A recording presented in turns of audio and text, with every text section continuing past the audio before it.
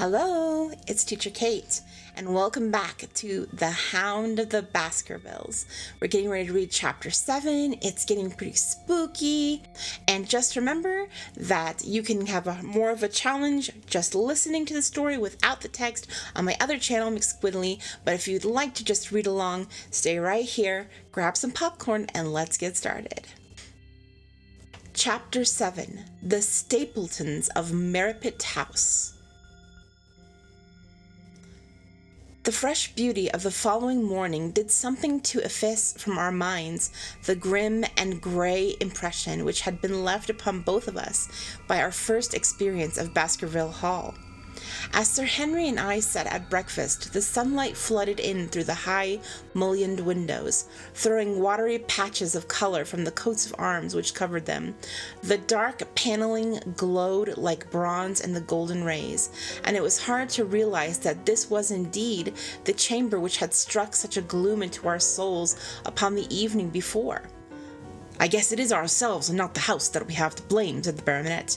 "We were tired with our journey and chilled by our drive, so we took a grey view of the place. Now we are fresh and well, so it is all cheerful once more." "And yet it was not entirely a question of imagination," I answered.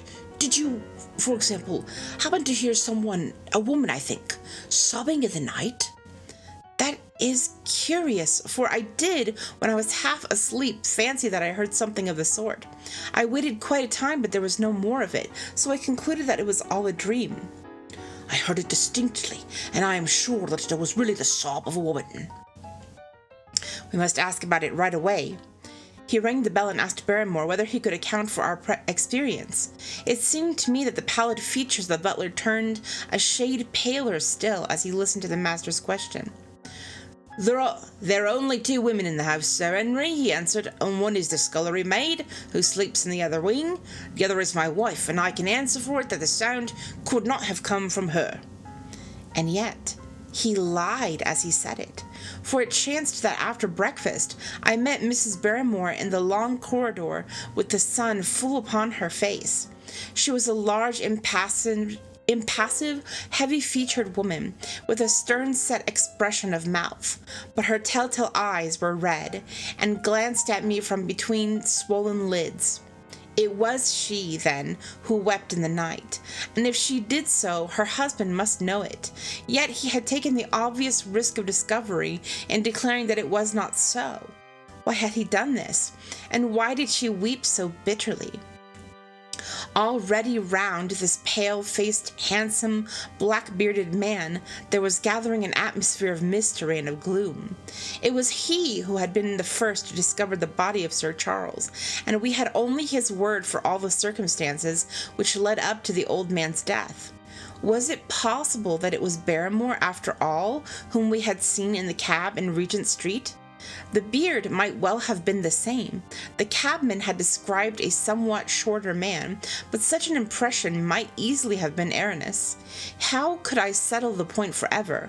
Obviously the first thing to do was to see the Grimpen postmaster and find whether the test telegram had really been placed in Barrymore's own hands. Be the answer what it might, I should at least have something to report to Sherlock Holmes.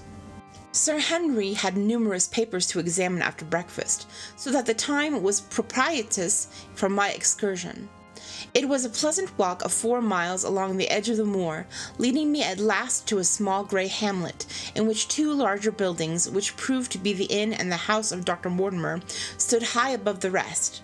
The postmaster, who was also the village grocer, had a clear recollection of the telegram. "Certainly, sir," said he. "I had the telegram delivered to Mr. Barrymore exactly as directed." "Who delivered it?" "My boy here, James. You delivered the telegram to Mr. Barrymore at the Hall last week, did you not?" "Yes, father, I delivered it." "Into his own hands?" I asked. "Well, he was up in the loft at the time, so that I could not put it into his own hands, but I gave it into Mrs. Barrymore's hands, and she promised to deliver it at once." "Did you see Mr. Barrymore?" "No, sir. I tell you he was in the loft." "If you didn't see him, how do you know he was in the loft?" Well, surely his own wife ought to know where he is," said the postmaster testily. "Didn't he get the telegram? If there was any mistake, it is for Mr. Barrymore himself to complain."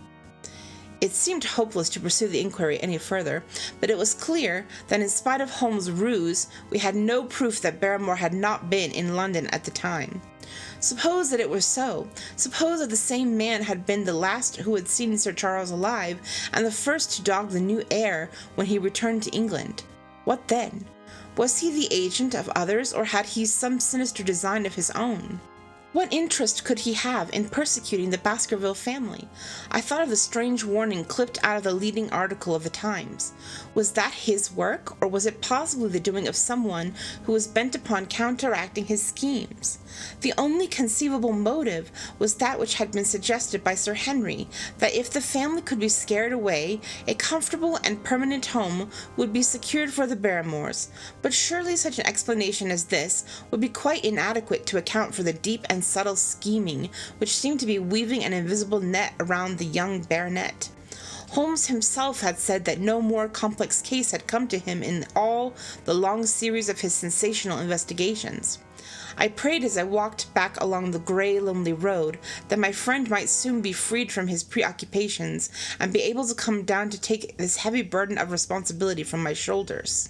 Suddenly my thoughts were interrupted by the sound of running feet behind me, and by a voice which called me by name.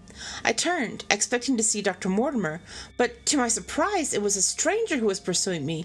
He was a small, slim, clean-shaven, prim-faced man, flaxen-haired and lean-jawed, between 30 and 40 years of age, dressed in a grey suit and wearing a straw hat. A tin box for botanical specimen hung over his shoulder, and he carried a green butterfly net in one of his hands. "You will, I am sure, excuse my presumption, Dr. Watson," said he, as he came panting up where I stood. "Here on the moor we are homely folk and do not wait for formal introductions. You may possibly have heard my name from our mutual friend, Mortimer. I am Stapleton of Merripit House." "Your net and box would have told me as much," said I, "for I knew that Mr. Stapleton was a naturalist. But how did you know me?" "I've been calling on Mortimer, and he pointed you out to me from the window of his surgery as you passed. As our road lay the same way, I thought that I would overtake you and introduce myself. I trust that Sir Henry is none the worse for his journey." "He is very well, thank you." "We were all rather afraid that after the sad death of Sir Charles, that the new baronet might refuse to live here. It is asking much of a wealthy man to come down and bury himself in a place of this kind, but I need not tell you that it means a very great deal to the countryside. Sir Henry has, I suppose, no superstitious fears in the matter." "I do not think that it is likely." "Of course you know the legend of the fiend dog which haunts the family." "I have heard it." "It is extraordinary how credulous the presents are about here. Any number of them are ready to swear that they have seen such a creature upon the moor." He spoke with a smile, but I seemed to read in his eyes that he took the matter more seriously. "The story took a great hold upon the imagination of Sir Charles, and I no doubt that it led to his tragic end." "But how?" "His nerves were so worked up that at the appearance of any dog might have had a fatal effect upon his diseased heart. I fancy that he really did see something of the kind upon the last night in the yew alley. I feared that some disaster might occur, for I was very fond of the old man, and I knew that his heart was weak." "How did you know that?" "My friend Mortimer told me." "You think then that some dog pursued Sir Charles, and that he died of fright in consequence?" "Have you any better explanation?" "I have not come to any conclusions." "Has Mr. Sherlock Holmes?" The words took away my breath for an instant, but a glance at the placid face and steadfast eyes of my companion showed that no surprise was intended. "It's useless for us to pretend that we do not know you, Dr. Watson," said he. "The records of your detective have reached us here, and you could not celebrate him without being known yourself. When Mortimer told me your name, he could not deny your identity. If you are here, then it follows that Mr. Sherlock Holmes is interesting himself in the matter, and I am naturally curious to know what view he may take." "I'm afraid I cannot answer that question." "May I ask if he is going to honour us with a visit himself?" "He cannot leave town at present. He has other cases which engage his attention." What a pity! He might throw some light on that which is so dark to us. But as to your own researches, if there is any possible way in which I can be of service to you, I trust you will commend me. If I had any indication of the nature of your suspicions, or how you propose to investigate the case, I might perhaps even now give you some aid or advice. I assure you that I am simply here upon a visit to my friend Sir Henry, and that I need no help of any kind. Excellent, said Stapleton. You are perfectly right to be wary and discreet. I am justly reproved for what I feel was an unjustifiable intrusion, and I promise you that I will not mention the matter again. We had come to a point where a narrow grassy path struck off from the road and wound away across the moor. A steep, boulder-sprinkled hill lay upon the right, which had in bygone days been cut into a granite quarry. The face which was turned toward us formed a dark cliff, with ferns and brambles growing from its niches. From over a distant rise there floated a grey plume of smoke. A moderate walk along this moor brings us to Merripit House, said he. Perhaps you will spare an hour that I may have the pleasure of introducing you to my sister. My first thought was that I should be by Sir Henry's side, but then I remembered the pile of papers and bills with which his study table was littered. It was certain that I could not help with those, and Holmes had expressly said that I should study the neighbours upon the moor. I accepted Stapleton's invitation, and we turned together down the path. It is a wonderful place, the moor, said he, looking round over the undulating downs, long green rollers with crests of jagged granite foaming up into the fantastic surges. You never tire of the moor. You cannot think the wonderful secrets which it contains. It is so vast and so barren and so mysterious. You know it well, then? I have only been here 2 years. The residents would call me a newcomer. We came shortly after Sir Charles settled, but my tastes led me to explore every part of the country round, and I should think that there are few men who know it better than I do. Is it hard to know?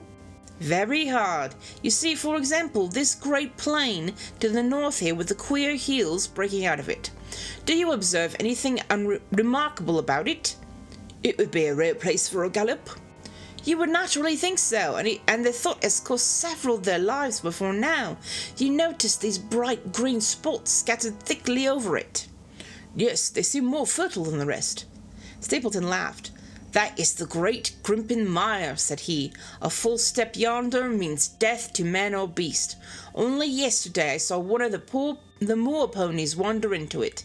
He never came out. I saw his head for quite a long time, craning out of the bog hole, but it sucked him down at last. Even in dry seasons it's a danger to cross it, but after these autumn rains it is an awful place, and yet I can find my way to the very heart of it and return alive. By George, there's another one of those miserable ponies! Something brown was rolling and tossing among the green sedges. Then a long, agonized, writhing neck shot upward, and a dreadful cry echoed over the moor. It turned me cold with horror, but my companion's nerves seemed to be stronger than mine. He's gone, said he. The mire has him. 2 in 2 days, and many more perhaps, for they get in the way of going there in the dry weather, and never know the difference until the mire has them in its clutches. It's a bad place, the great Grimpen Mire. And you say you can penetrate it? Yes, there are 1 or 2 paths which a very active man can take. I have found them out. But why should you wish to go to so horrible a place? Well, you see the hills beyond. There are really islands cut off on all sides by the impassable mire, which has crawled round them in the course of years. That is where the rare plants and the butterflies are, if you have the wit to reach them. I shall try my luck some day. He looked at me with a surprised face. For God's sake, put such an idea out of your mind, said he. Your blood would be upon my head. I assure you that there would not be the least chance of you coming back alive. It is only by remembering certain complex landmarks that I am able to do it. Hello, I cried. What is that? A long, low moan, indescribably sad, swept over the moor. It filled the whole air, and yet it was impossible to say whence it came. From a dull murmur it swelled into a deep roar, and then sank back into a melancholy, throbbing murmur again. Stapleton looked at me with a curious expression in his face. queer place, the moor, said he. But what is it? The peasants say it's the Hound of the Baskervilles calling for its prey. I've heard it once or twice before, but never quite so loud. I looked round with a chill of fear in my heart at the huge swelling plain, mottled with green patches of rushes. Nothing stirred over the vast expanse, save a pair of ravens, which croaked loudly from a tor behind us. You're an educated man. You don't believe such nonsense as that, said I. What do you think is the cause of so strange a sound? Bogs make queer noises sometimes. It's the mud settling or the water rising or something. No, that was a living voice. Well, perhaps it was. Did you ever hear a bittern booming? No, I never did. It's a very rare bird, practically extinct in England now, but all things are possible upon the moor. Yes, I should not be surprised to learn that we have heard it is the cry of the last of the bitterns. It's the weirdest, strangest thing that I've ever heard in my life. Yes, it's rather an uncanny place altogether. Look at the hillside yonder. What do you make of those? The whole steep slope was covered with grey, circular rings of stone, a score of them at least. What are they? Sheep pens? No, they are the homes of our worthy ancestors. Prehistoric man lived thickly on the moor, and as no one in particular has lived here since, we find all his little arrangements exactly as he left them. There are his wigwam with the roofs off. You can even see his hearth and his couch if you have the curiosity to go inside. But it is quite a town. When was it inhabited? Neolithic man. No date. What did he do? He grazed his cattle on the slopes, and he learned to dig for tin when the bronze sword began to supersede the stone axe. Look at the great trench in the opposite hill. That is his muck. Yes, you will find some very singular points about the moor, Dr. Watson. Oh, excuse me an instant, it's surely Cyclopedes. A small fly or moth had fluttered across our path, and in an instant Stapleton was rushing with extraordinary energy and speed in pursuit of it. To my dismay, the creature flew straight for the great mire, and my acquaintance never paused for an instant, bounding from tuft to tuft behind it, his green net waving in the air. His grey clothes and jerky zigzag, irregular progress made him not unlike some huge moth himself. I was standing watching his pursuit with a mixture of admiration for his extraordinary activity and fear lest he should lose his footing in the treacherous mire, when I heard the sounds of steps, and turning round, found a woman near me upon the path. She had come from the direction in which the plume of smoke indicated the position of Merripit House, but the dip of the moor had hid her until she was quite close. I could not doubt that this was Miss Stapleton, of whom I had been told, since ladies of any sort must be few upon this moor, and I remembered that I had heard someone describe her as being a beauty. The woman who approached me was certainly that, and of a most uncommon type. There could not have been a greater contrast between brother and sister, for Stapleton was neutral, tinted with light hair and grey eyes, while she was darker than any brunette whom I have ever seen in England, slim, elegant, and tall. She had a proud, finely cut face, so regular that it might have seemed impassive were it not for the sensitive mouth and the beautiful dark, eager eyes. With her perfect figure and elegant dress, she was indeed a strange apparition upon a lonely moorland path. Her eyes were on her brother as I turned, and then she quickened her pace towards me. I had raised my hat and was about to make some explanatory remark when her own words turned all my thoughts into a new channel. "Go back," she said. "Go straight back to London, instantly." I could only stare at her in stupid surprise. Her eyes blazed at me, and she tapped the ground impatiently with her foot. "Why should I go back?" I asked. "I cannot explain." She spoke in a low, eager voice, with a curious lisp in her utterance. "But for God's sake, do what I ask you. You go back and never set foot on the moor again." "But I've only just come." Man, she cried, "can you not tell when a warning is for your own good? Go back to London. Start tonight. Get away from this place at all costs. Hush, my brother is coming. Not a word of what I have said. Would you mind getting that orchid for me among the mare's tail yonder? We are very rich in orchids on the moor, though, of course, you are rather late to see the beauties of the place." Stapleton had abandoned the chase and come back to us, breathing hard and flushed with his exertions. "Hello, Beryl," said he, and it seemed to me that the tone of his greeting was not altogether a cordial one. Well, Jack, you are very hot.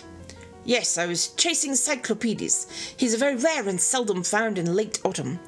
What a pity that I should have missed him. He spoke unconcernedly, but his small light eyes glanced incessantly from the girl to me. You have introduced yourselves, I see. Yes, I was telling Sir Henry that it was rather late for him to see the true beauties of the moor. Oh, why do you think that is? I imagine that it must be Sir Henry Baskerville. No, sir, I only a humble commoner, but his friend. My name is Dr. Watson. A flush of vexation passed over her expressive face. We have been talking at cross purposes, said she.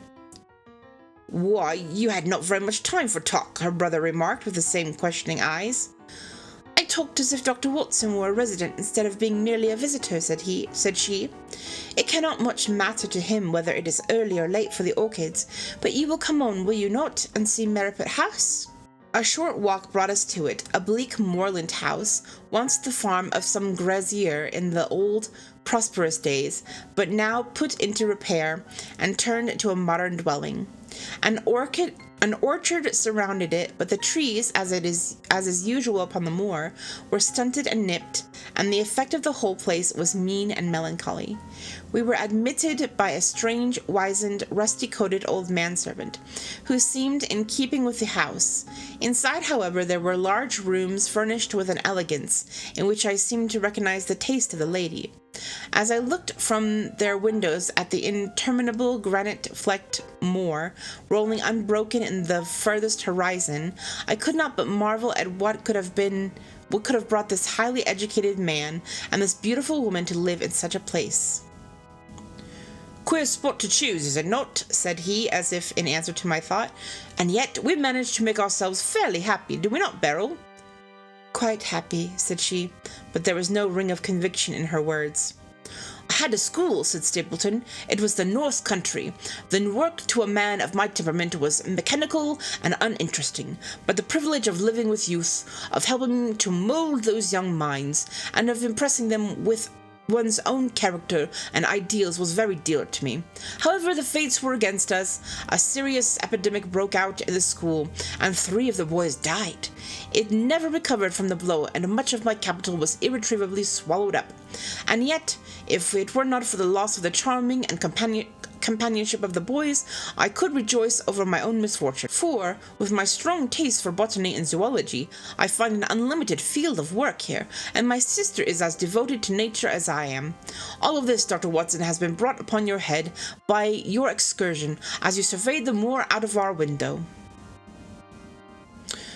It certainly did cross my mind that it might be a little dull, less for you, perhaps, than for your sister. No, I am never dull, said she quickly.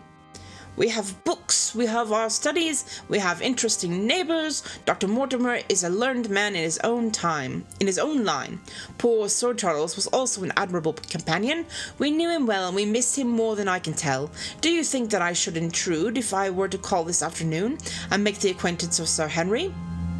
I am sure he would be delighted.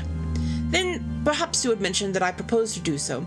We may in our humble way do something to make things more easy for him until he becomes accustomed to his new surroundings. Will you come upstairs, Dr. Watson, and inspect my collection of Lepidoptera? I think it is my most complete one in southwest of London. By the time that you have looked through, the lunch will almost be ready. But I was eager to get back to my charge. The melancholy of the moor, the death of the unfortunate pony, the weird sound which had been associated with the grim legend of the Baskervilles, all these things tinged my thoughts with sadness. Then, on top of these more or less vague impressions, there had come the definite and distinct warning of Miss Stapleton, delivered with such intense earnestness that I could not doubt that some grave and deep reason lay behind it.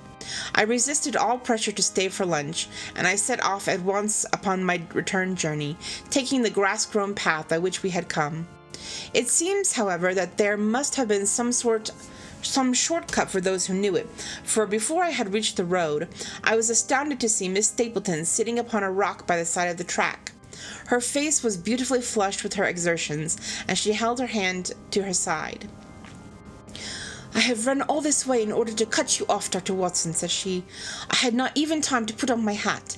I must not stop, or my brother may miss me. I wanted to say to you how sorry I am about that stupid mistake I made in thinking that you were Sir Henry. Please forget the words I said, and have no application whatever to you.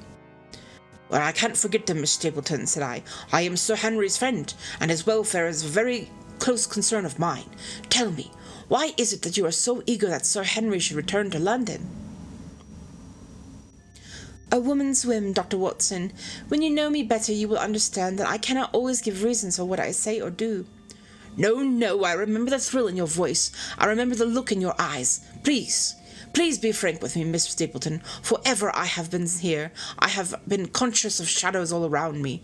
Life has become like that great grimpen mire, with the little green patches everywhere into which one may sink, and with no guide to point the track. Tell me then what it was that you meant, and I will promise to convey your warning to Sir Henry. An expression of irresolution passed for an instant over her face, but her eyes had hardened again when she answered me. You make too much of it, Dr. Watson, said she. My brother and I were very much shocked by the death of Sir Charles. We knew him very intimately, for his favourite walk was over the moor to our house. He was deeply impressed with the curse which hung over the family, and when his tragedy came, I naturally felt that there must be some grounds for the fears which he had expressed.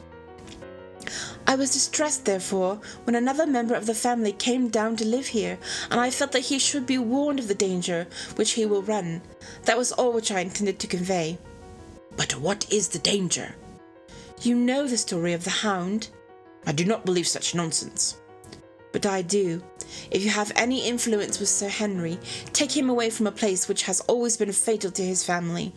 The world is wide. Why should he wish to live at the place of danger? Because it is the place of danger. That is Sir Henry's nature. I fear that unless you can give me more definite information than this, it would be impossible to give him to move. I cannot say anything definite, for I do not know anything definite. I will ask you one more question, Miss Stapleton. If you meant no more than this when you spoke to me, why should you not wish your brother to overhear what you said? There is nothing to which he or anyone else should object. My brother is very anxious to have the Hall inhabited, for he thinks it is for the good of the poor folk upon the moor. He would be very angry if he knew that I had said anything which might induce Sir Henry to go away. But I have done my duty now, and I will say no more. I must go back, or he will miss me and suspect that I have seen you. Goodbye. She turned and had disappeared in a few minutes among the scattered boulders, while I, with my soul full of vague fears, pursued my way to Baskerville Hall. All right, we're going to start there. As usual, if you have questions about any vocabulary or what's going on in the story, be sure and post them down in the comments, and I'll see you tomorrow. Goodbye!